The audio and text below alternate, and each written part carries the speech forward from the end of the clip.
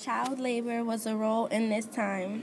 Child labor continued to be a strong workforce in American industry for well over half a century. Children would work in textile mills, coal mines, machine shops, tobacco factories, and shoe factories. Working conditions were... I fixed it, guys. Oh man, it's recording me talking.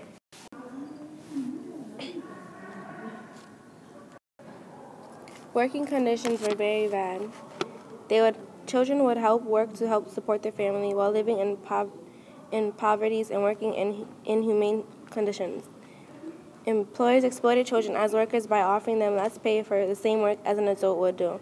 They were exposed to dangerous conditions and for less pay for the same work as an adult.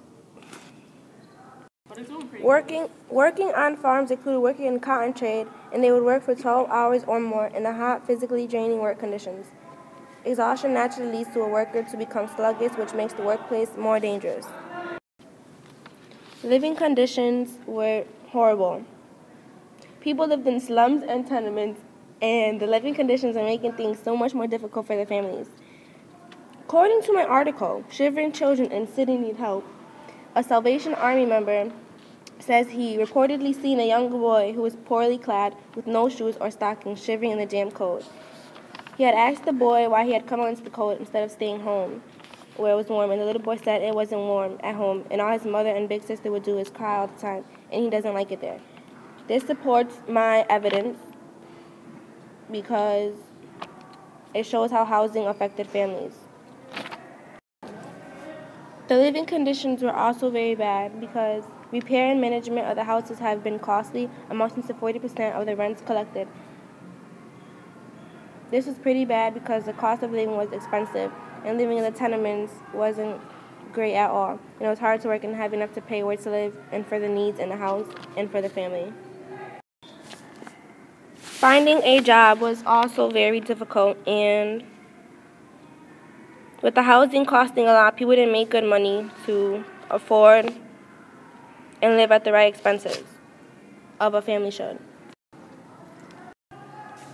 Political machines in the 19th century also include Tammany Hall, which was founded in 1786. Tammany Hall was a name given to a democratic political machine that dominated New York City politics. It was also a place where organizations held their meetings. Unfortunately, Tammany Hall was one of the negative effects of urbanization. A philosophy in the late 19th century was social Darwinism, a philosopher of the name of Horatio Alger. He was a prolific 19th century American author. He was best known for his juvenile novels about impoverished boys and their rise from humble backgrounds to middle-class lives. Amusement was a positive effect in urbanization in the 19th century, including amusement like theaters. The Sherbert brothers added several theaters to their string in New York City and present many new attractions in plenty of the theaters. It believed, also according to the article, new theaters on Sherbert Circuit, that they would control more theaters than any other theatrical firm in the world. With new technology, it made urban living more practical and comfortable.